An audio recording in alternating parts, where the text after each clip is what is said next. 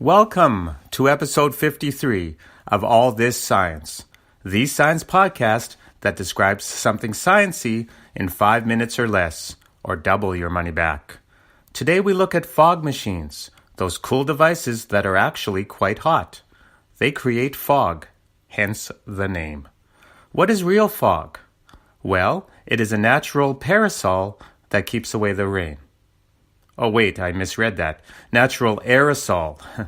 Liquid water droplets suspended in a gas. It is really a low-lying cloud.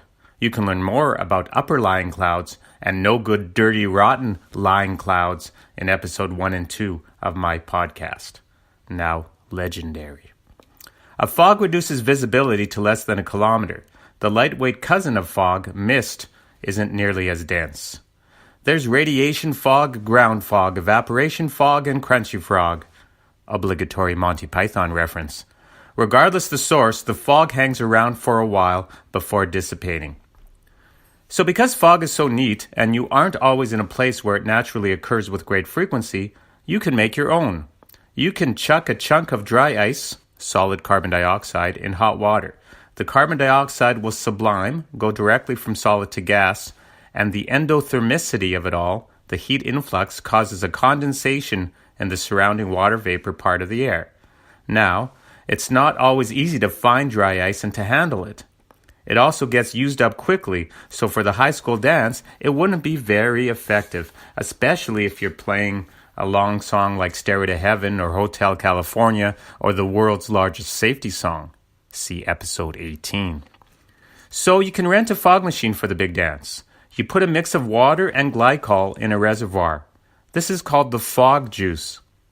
Depending on the machine, the glycol, which has 2 OH groups, also known as hydroxyl groups, can be propylene glycol, 1,2-ethane-diol for you IUPAC types, and or triethylene glycol, 2,2'-ethane 1,2-diol-bis-oxydiethanol for you IUPAC types.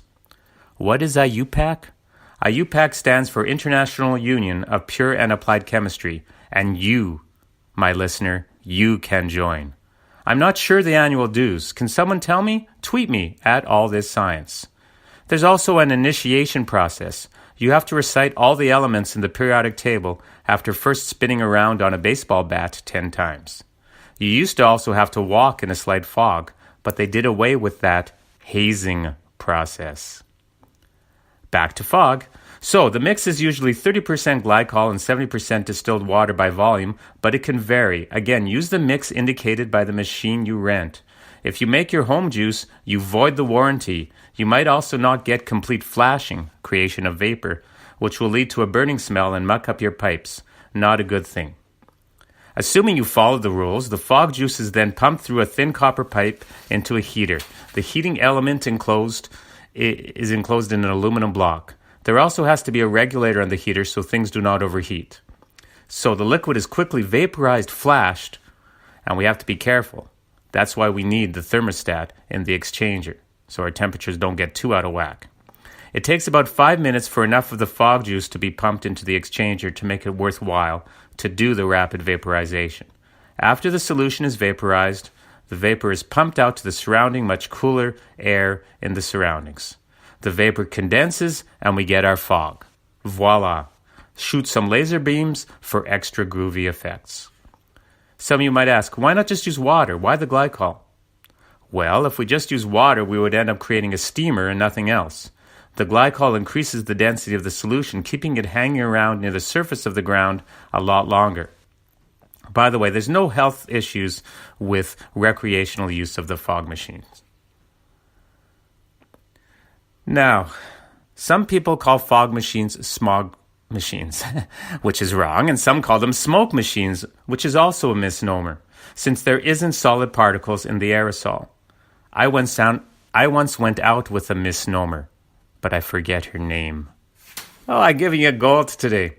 All this talk of fog machines reminds me of the days when I was in high school. Wait, I am still in high school and have been for 43 years. You'd think I'd have graduated already. Well, no, I mean as a student.